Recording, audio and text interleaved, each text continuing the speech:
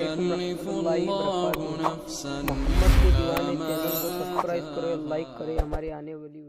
آج کل کچھ لوگ کہتے ہیں مولانا نہیں میرے ابا شراب پیتے ہیں، میرے ابا ذرا سجے ہوئے نہیں ہیں، میرے ابا نماز نہیں پڑھتے۔ میں کہتا ہوں میرے عزیز، ابا کی عزت اور اماں کی عزت نمازی ہونے کی وجہ سے نہیں ہے، ابا اماں کی عزت نیک ہونے کی وجہ سے نہیں ہے، ماں باپ کی عزت صرف ماں باپ ہونے کی وجہ سے ہے۔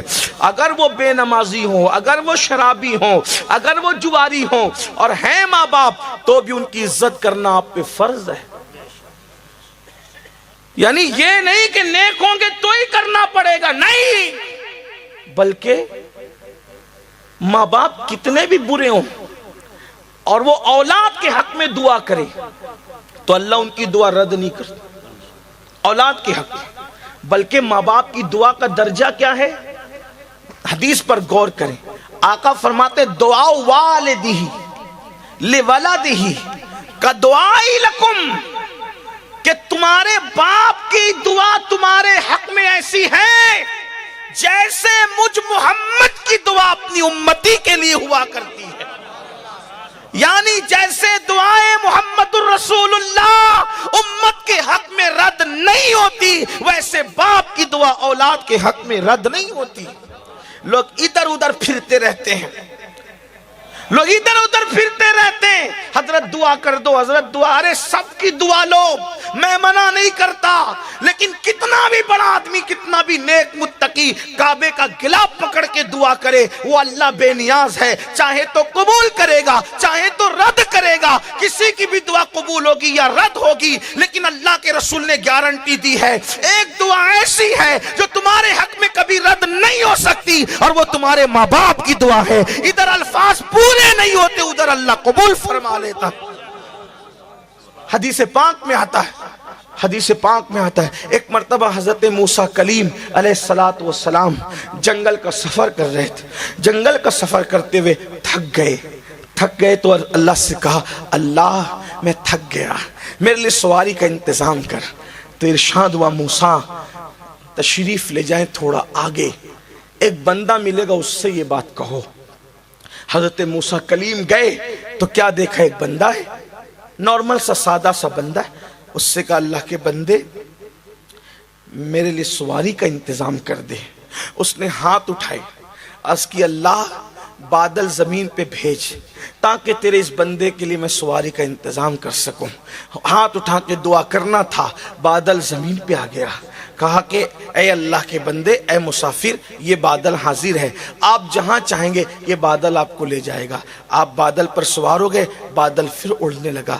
حضرت موسیٰ کلیم نے عرض کی، مولا کتنا نیک ہے، کتنا پرہیزگار ہے، کتنا متقی ہے، اس کی دعا سے بادل زمین پہ آ گیا۔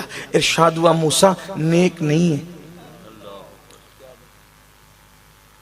آپ سمجھ رہے نیک ہے، جتنا نیک سمجھ رہے نیک نہیں، متقی اتنا نہیں جتنا آپ سمجھ رہے، لیکن ہے ایسا کہ اس نے تو بادل منگایا، اگر یہ آسمان بھی زمین پہ اتارنے کی بات کرتا تو ہم آسمان بھی زمین پہ اتار دیتے۔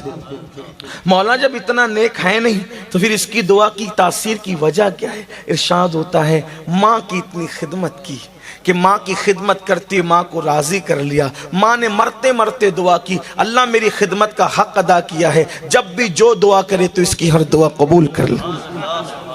غور فرمائیں کیسے کیسے کو کیا مقام ملتا ہے۔ آج کل کوئی اہمیت نہیں، ماں باپ کی کوئی اہمیت نہیں۔ آج یہ بھی کہ نہیں ہم تو انہیں کیا سمجھتا ہے، اے بڈھے ہو گئے ان کو کیا سمجھتا ہے، بلکہ ان کو تو جھڑکیاں دی جاتی ہیں۔ اللہ کے رسول علیہ السلام فرماتے ہیں، جس نے اپنے ماں یا باپ کے سامنے ایک بار اونچی آواز سے، صرف ایک بار اونچی آواز سے بات کی، انجام کیا؟ سرکار غریب نواز اپنے ملفوظات میں حدیث بیان کرتے ہیں کہ ایک بندہ آئے گا اللہ کی بارگاہ میں قیامت کے دن، اور اس کے نام اعمال میں پہاڑوں جیسی نیکی ہوگی، پہاڑوں جیسی، شاید ہی کوئی نیکی ہو جو اس نے نہ کی ہو، نیکیاں نیکیاں نیکیاں نیکیاں اور نیکیاں ہی نیکیاں۔ پھر کیا ہوگا؟ اس کی نیکیاں جب میزان پہ رکھی جائے گی تو میزان بھر جائے گا اس کی نیکیوں سے، وہ خوش ہو رہا ہوگا، بس ابھی حکم ہوگا کہ میں جنت میں جاؤں گا، ابھی اذن ملے گا کہ میں جنت میں جاؤں گا۔